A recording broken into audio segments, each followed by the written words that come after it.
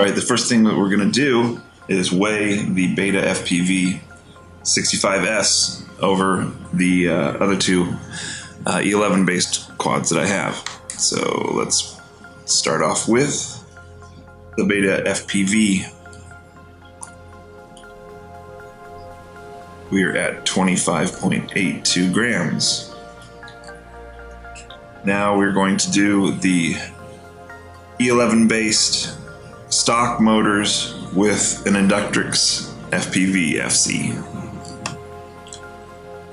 2469. That is using the VM275T AIO camera and a custom not fast enough canopy. And now the Acro Whoop based E11 26.43. That's an Acro Whoop V2 for DSMX from Furious. Same camera, the VM275T AIO, and a custom not fast enough canopy, and running the Micro Motor Warehouse Insane 17s.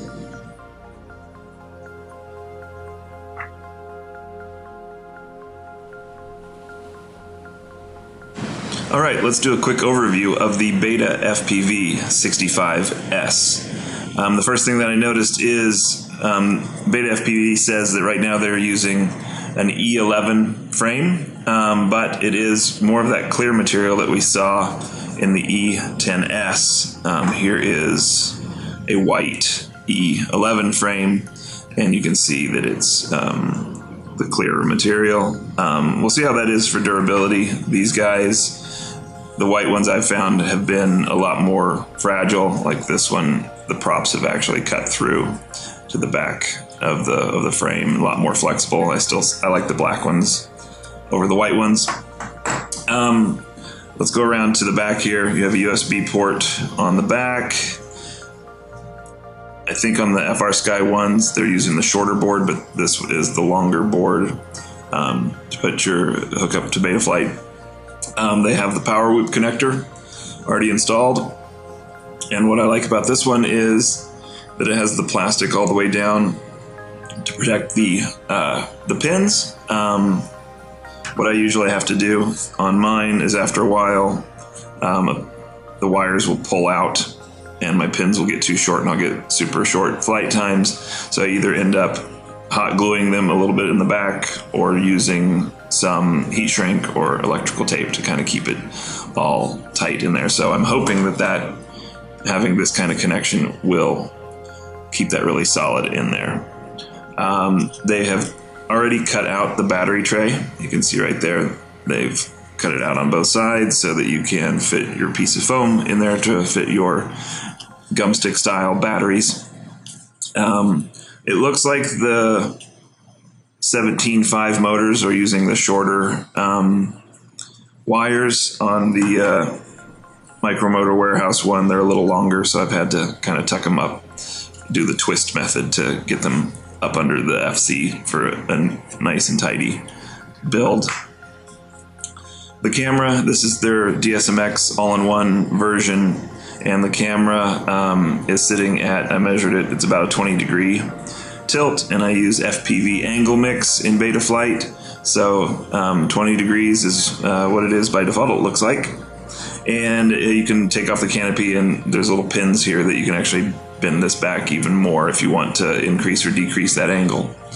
Other things, it's running the tri-props, so I'm going to give these a shot. I have on this guy, this is the Inductrix based one. I was running pink tri-props on this, and then I actually wanted a little more floatiness, so I put quads back on.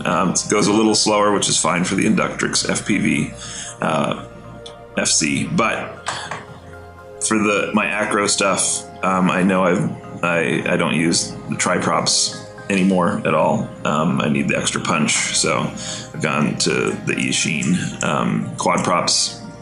So I probably will be doing that, but for the first tests, I will try these tri-props out. So the next thing is we're going to see how it hooks up to Betaflight and see what they've done for PIDs and any other setup that they have.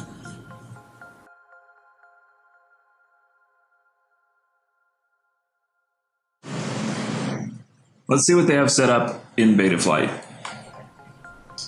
First thing you're going to notice is they have not calibrated the accelerometer. At least they didn't in this one, so I'm sitting pretty flat on my laptop here. And yeah, this is not good. So it is not really bind and fly. You put this into angle mode and you're going to have a bad day. So you're going to want to calibrate that accelerometer. If you go to the ports tab, this is the DSMX version. So they are using serial RX on UART2. So that should be good. By default, they had a lot of these turned on, which I think are default Betaflight turned on, but they had SD card, black box, telemetry, stuff that you're not going to need on a tiny whoop, so, or it isn't even supported, so you can turn all that off. Here's where you can put in your FPV camera angle that I measured earlier, so it's 20 degrees. That's for use if you use FPV angle mix. The big one here that you're going to have to change is by default, I already changed this, is it is set up to do Spectrum 1024. And once you have it set up that way and you try to hook up your receiver, you're going to notice some things. So let's go through that. To hook up your receiver, you are going to have to plug in a battery to this flight controller. A lot of the other ones that I have, like the Acro Whoop and the other ones, you don't have to plug in a battery, but this one you do. And so it'll go into bind mode. You go into your transmitter, hit bind, and I have not been able to get it to get out of bind mode. So every time I plug in my battery, it goes into bind mode and I have to rebind the quad. And I followed their instructions by saying, going into bind mode, power on the drone by inserting the battery, connecting to the USB cable will not power on the receiver.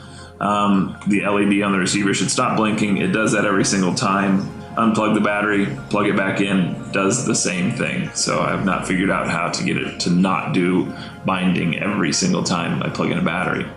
But back to here, if your configuration, if you have it set up as Spectrum 1024 and you go to your receiver tab, you're going to notice some really bad stuff.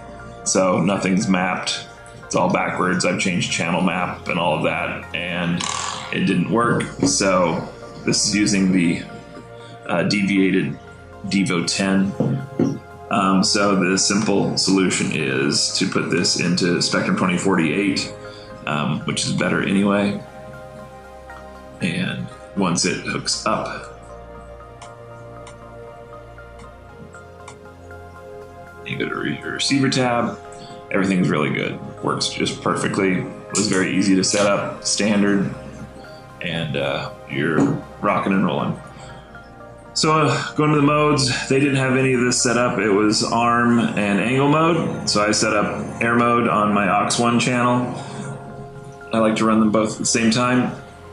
I have angle and horizon on aux2, and then aux3. I like to sometimes, if I'm racing around, I like to use angle mix, and then sometimes I turn it off for doing some acro stuff. It's just nice to, especially if you bump your camera and it changes your angle or something like that, you can just turn it off and not use that feature. So let's go over to PIDs.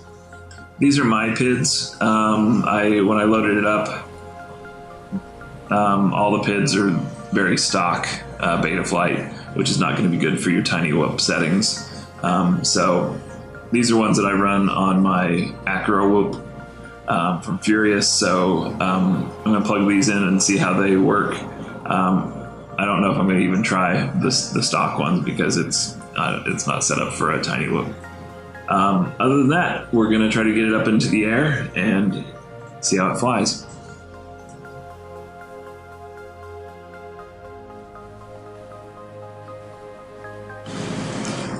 All right, first flight impressions. Unfortunately, it didn't go too well. Brand new fresh battery from BETAFPV.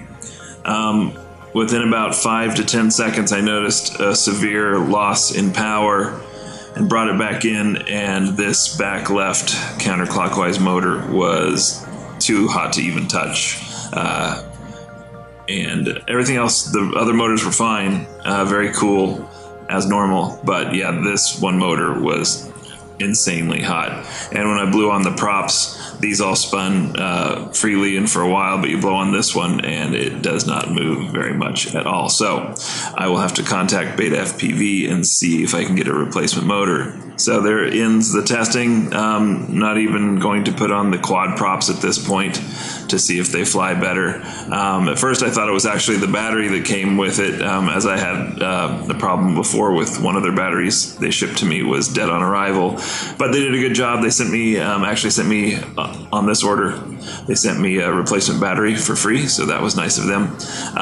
Popped that battery into my Acro Whoop, and it flew amazing. This thing still flies amazing. I wish it was just a little bit lighter.